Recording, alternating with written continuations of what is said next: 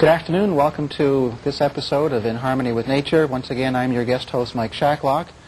And once again, with me, I have Bob Semple, world-renowned underwater photographer. Welcome back, Bob. It's good to have you again. What have you got in store for us this time? Well, I got a special feature tonight, and it's going to be a special surprise. So let's just sit back and take a look at the video. All right, kiddies, here we go.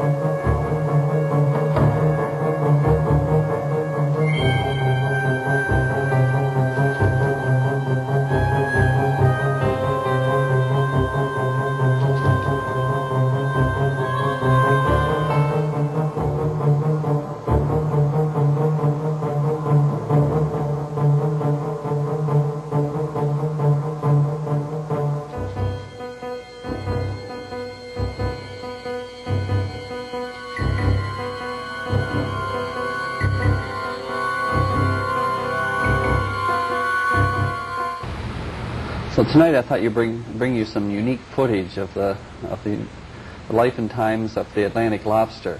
And I must recommend that anybody watching this, any divers, that they don't attempt to do these type of things. It's just putting a lobster this size on your head. That is a big lobster. This is a 23-pound lobster, and it has the ability to take your wrist and to crush it. Your wrist. My wrist or anybody's wrist. Not my wrist. But so I don't guarantee anybody, or I don't want to try to promote the handling of a lobster in such ways. This lobster was a very docile one, and he was almost much like a pet, as you see from the footage. But in real life, these lobsters can be very aggressive and very dangerous if they would get a hold of your arm. I think I'd be afraid of a lobster a quarter that size. So, well, I've had a small one bite me, probably a quarter of a pound lobster, and he bit right through my glove and brought blood. So, even small, tiny lobsters, I don't want bite me. So. A 64th that size, I'm afraid of. Yeah. But this lobster is, I wouldn't even dare say how many years old he is. He's certainly been on this earth for probably, one could say, probably at least 100 years. It's amazing.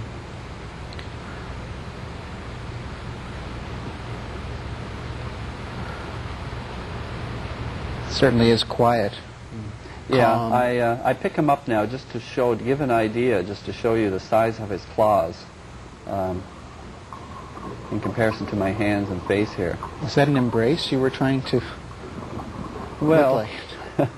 I must say, as I said, he was very friendly. He was so old, actually. His parts of his shell was covered with barnacles and even some sponge. It had been probably a long while before he molted. If there's some way you could age lobsters by the number of molts they had, but this guy could probably go for many years without having to molt again. He is a male, if you notice by the claws, a huge crusher claw. For some reason, the male lobster seems to have a much bigger crusher claw than the females. So I was just taking this guy out for a stroll. Oh yeah, Sunday afternoon. A Sunday afternoon stroll. He was a very friendly type of character. Is it normally the left or right side crusher? It can be either side, actually. So they have left and right lobsters too. I think mostly it's the crusher claws are left, but I've seen them on either side. And rarely, at nod time, I guess you can have either two pinchers or two crushers, but that's not too common. This lobster, I guess I'll have to say, is now a resident of the Lunenburg Museum. They let me borrow him for the day to take this footage. So it's kind of like an old folks' home. You take them out. Yeah, I gave him a little tease of what freedom was like again. Mm-hmm. So I think he kind of enjoyed the outing. But in this footage, which I thought I'd show you some rare and unique species that you don't commonly see. And you could say a lot of the species you see in this footage I have taken for a walk for this footage. But they are whatever they're going to be. There's nothing. Yes, they're not. As I say, some people who see some of these things think it's faked, but the lobsters you'll see are not painted, or they're actually genetically the colors that you'll see them. Hmm. These lobsters are normally caught by, I am assuming that this lobster was probably caught by a dragger out in very deep water and brought ashore to the museum. I don't know his story of how long the museum has had him, but they were kind enough to let me have him without the thought or fear of losing him. It's always in the back of my mind. What would I do here? We've lost them a 23-pound lobster. Well, what would they say if they lost a 180 or 65-pound diver to the lobster? Well, see, lucky for me at this time, the price of lobsters is very low, see. So, had it been a couple of years ago, it would cost me a fortune. So I want to take you over to show you a couple of lobsters in just off the coast of Prince Edward Island here. And this is a very, very unique species. Maybe this kind of lobster is caught by a fisherman maybe once or twice a year.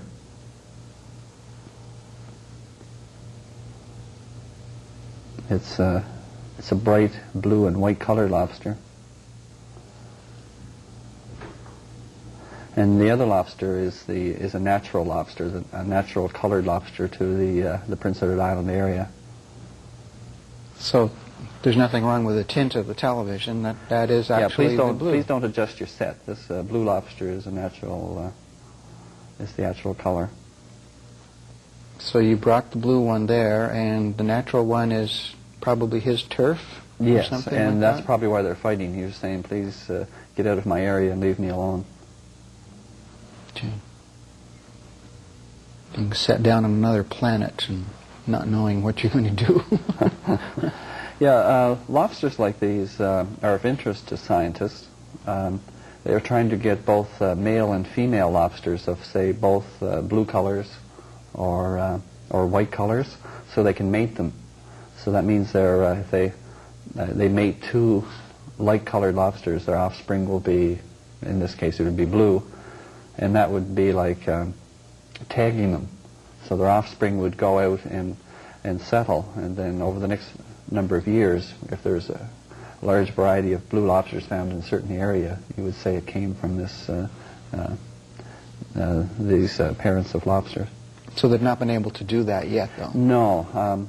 I don't know the real reason behind it. You can actually fake color through the diet. You can make a lobster blue in color by the diet you feed them when they're very young. But after they reach a certain age, you can't do that anymore. So this blue lobster and this white lobster, which we're looking at, that's their natural color. They are missing the red pigments, the red and maybe some green. I was asked the question if you were to boil them, would they turn red? But I was told that since they're missing the red pigment, they might turn only a slight, maybe a rose color. Mm-hmm. Well, underwater, the normal lobster, if you will, is kind of a brownish red anyway, or the red is more subtle. It's brown anyway. So it's when it's cooked it gets the red. The red comes out. Yes. You'll find out that with the properties of water, the red color of the spectrum is filtered out in the top 15, 20 feet of water. So bright red doesn't make any difference underwater. It turns into a blue-green color beyond that depth. So the blue lobster actually, under that depth, would be very natural looking because it's already blue. The white one looks very, very pale, obviously.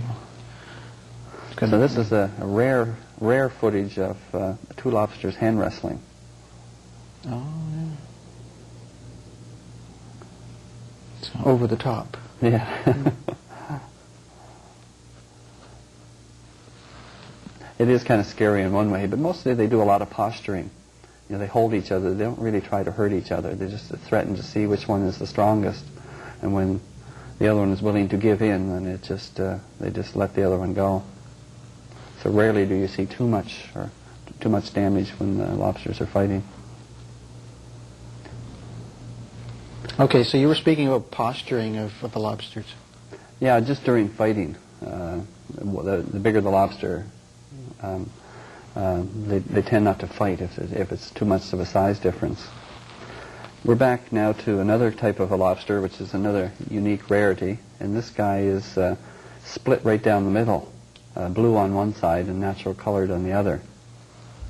You could mistake him if he was coming one way once and then the other side. I've seen shows do it, where a person dressed up half man and half woman, and this reminds me of this. I have seen a lobster like this. One side was male and the other side was female, actually. This one isn't. This one is, I think this one was a female lobster. Gee. But genetically split right down the center. Here we have another colored lobster, kind of a yellow and black lobster. I just thought I'd cover the whole realm. People say they rarely see a colored lobster, so I just thought I'd include as many different colors here just to show you that in the lobster kingdom there are a wide variety of colored lobsters. It's amazing that there are that many different types.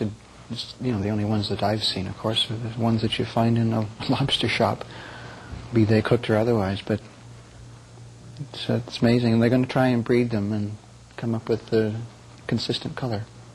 No, that'd be just for tagging, either a blue one or a white one, which would be unusual. A lobster like this now, like a spotted one, is not too terribly rare. So it'd be better if it was a blue one. A blue one would be the most obvious one of the bunch. So the yellow and the white ones are more common? Or? Yes, I think so. Blue is actually what I would consider the rarest. White is close to that. But this, you get all kinds of shades of yellows and oranges and things like that in a variety of lobsters. I don't mean to fool the public into thinking that this area is a nuclear disaster here and these all mutants caused by this nuclear. These are actually lobsters which I brought here to film in the underwater environment. So I don't want to scare anybody thinking that this one area has tons of weirdly colored lobsters running around out there. Well, that's good. Then we won't be worried about that. It was mainly just to show, what kind of variety we get in the lobsters around the maritime provinces. Now, this isn't as large as the ones you showed us. The one you showed us at the beginning. How big would this one be? This one would probably be, it wouldn't even be market size. It would be very, very small. It'd be less than a pound. You can usually judge by the size of the seaweed around it, trying to compare it to the rocks and the seaweed. This is really a very small lobster. Other than the mixed genders, are there any other physical differences in the colored lobsters? Every other part of them is the same? Yes, yeah. And I wanted to show you some more unique footage here of a lobster trap, just showing how the lobster trap sets. Remember I told you about a large lobster and a smaller lobster? You'll see this large lobster go over, and there's a smaller lobster at the trap. And it will go over to him, just lift up its claws, and since he has a size difference, that smaller lobster won't even bother him. He'll just walk off and leaves the trap alone, and then he leaves the trap all to the larger lobster. How good is their eyesight? Have you any idea? I don't know. I don't know if it's eyesight or vibrations they pick up with their antenna. I know that when you see a lobster, they'll go up and they'll touch you with their antennas.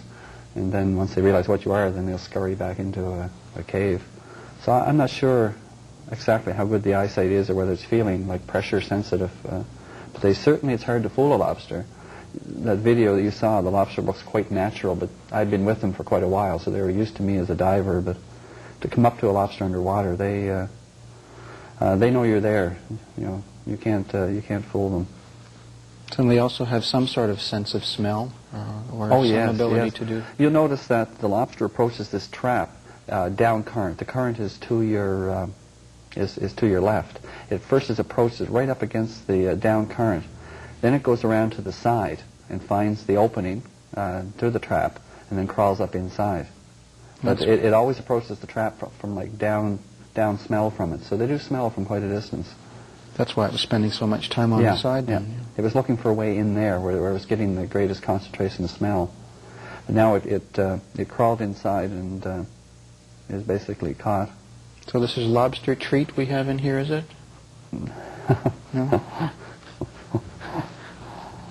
What's enticing the lobster to go in there? It's just mackerel bait, fresh mackerel bait.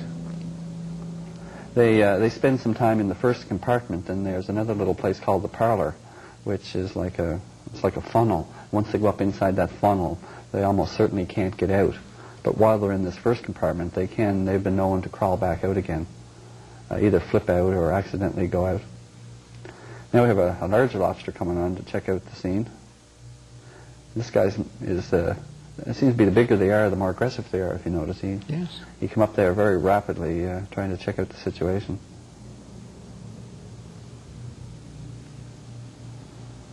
I'm intrigued with the bait. Is it in both compartments normally? No, it's just in the one. In the inner or the first compartment.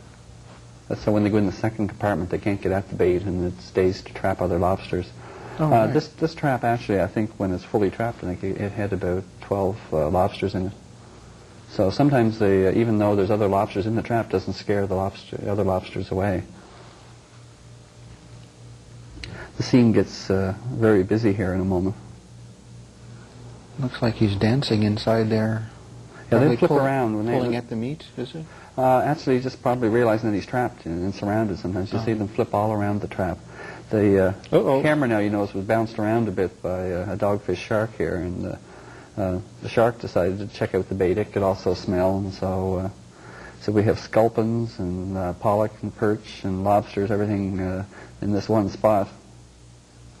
We have from time to time actually hauled up a trap with a dogfish in it, and I was hoping in this video that I could actually see a dogfish go inside and get caught, but unfortunately he just stayed around the outside here, just nosing around.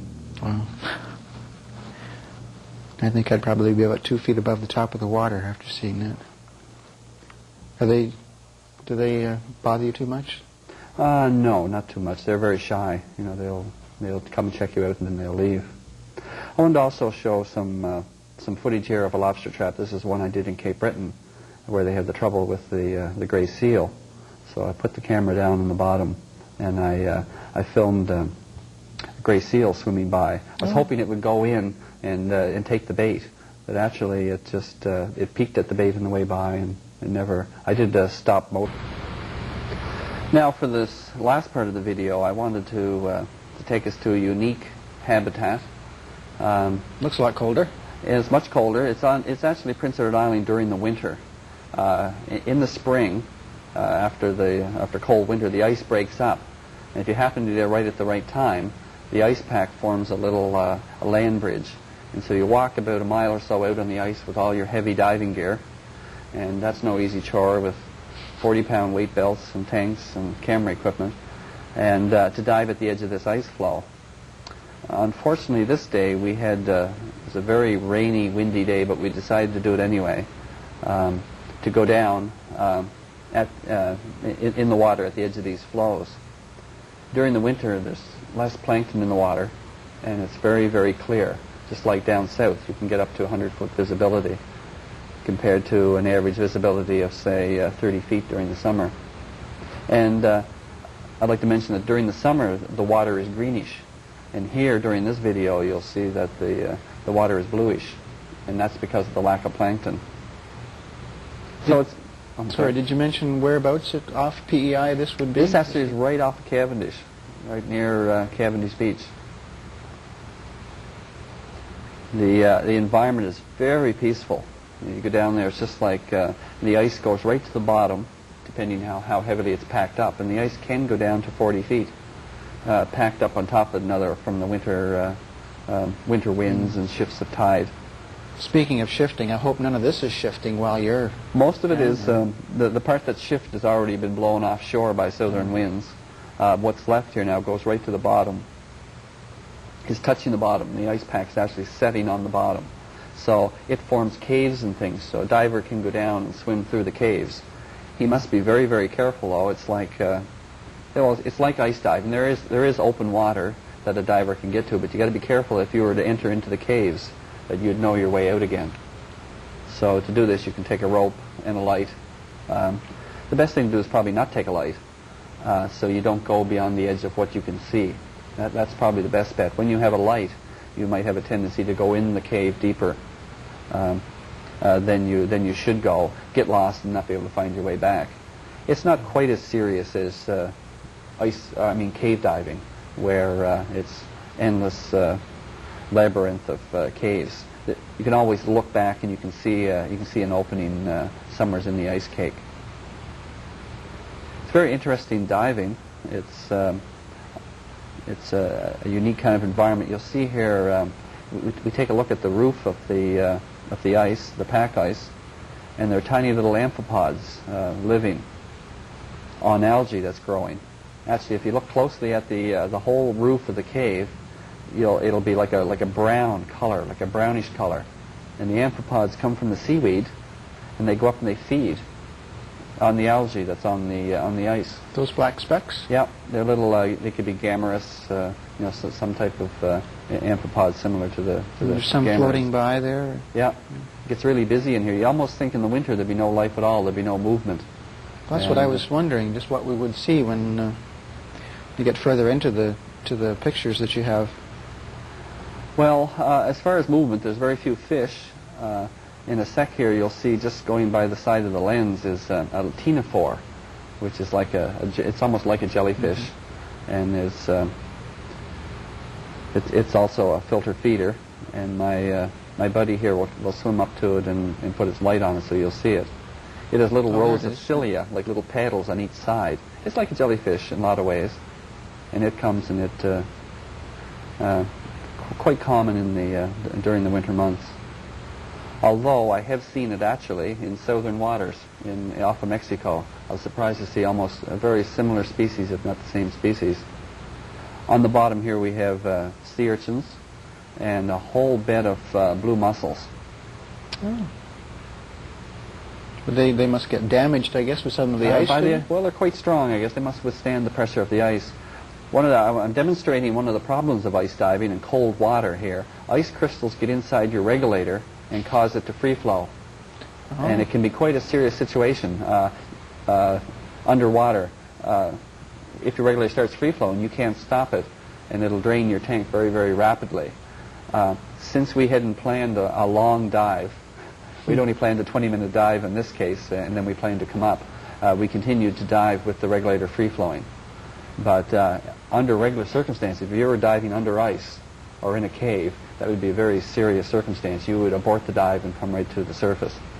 So your regulator, even though you might be exhaling, is still supplying air, is what's happening? Yes. You'll notice that I can breathe in whenever I want, but when I breathe out, there's a continuous flow of air.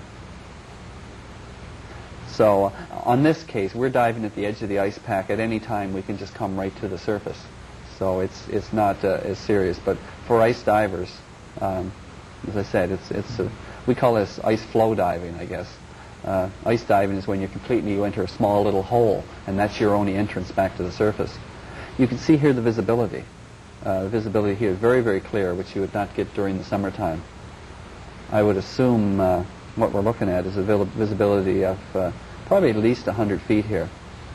Oh, that's amazing.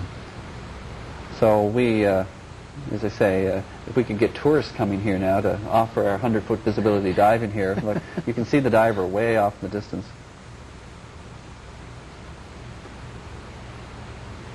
But this is a unique form of diving, very dangerous, especially when there's an onshore wind.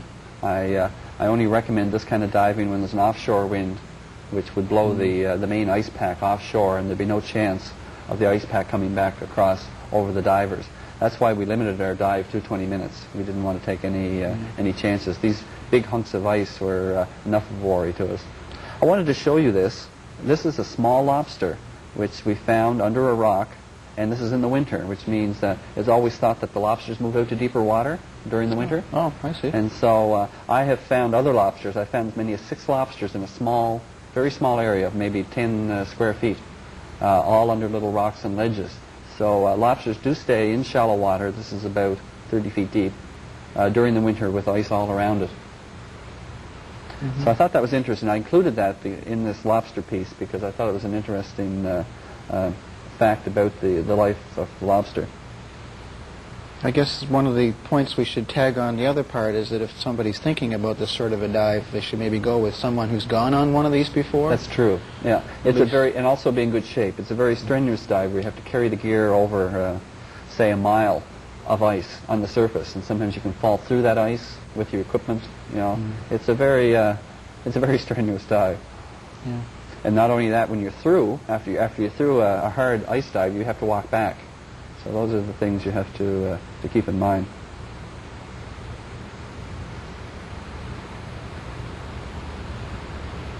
But it's very rewarding, and you know, it's unique, something that you don't normally see in the realm of diving. Some of those shots look almost like a sky effect. Yeah, you'll see a whole bunch of them now. All the amphipods heading towards the bottom, disturbed by us. They swim down and hide in the seaweed.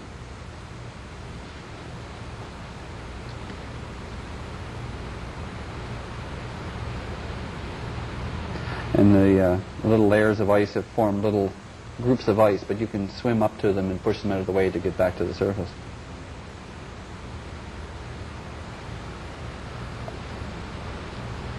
Is he bumping his head on the... No, he's just clearing his mask, and a little bit of air gets in the top of his hood, and he was just pushing the air out of the hood. But it is something you have to watch out, because when you're underneath, you have a roof over your head, so you've got to watch that you don't bump into... we've actually snorkeled underneath some of these things, so... as I say, you have to always be careful that there's something over the top of you. Eat an ice cube when you least expect it.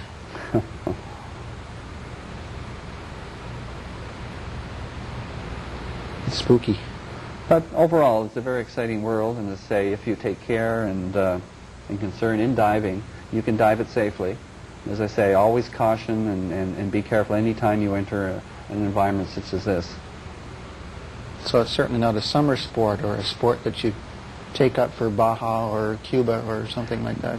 No, maybe... You actually get some more excitement out of the winter diving, too. Yeah, it's actually a very exciting kind of diving, but again, with the excitement, you have to learn to be careful.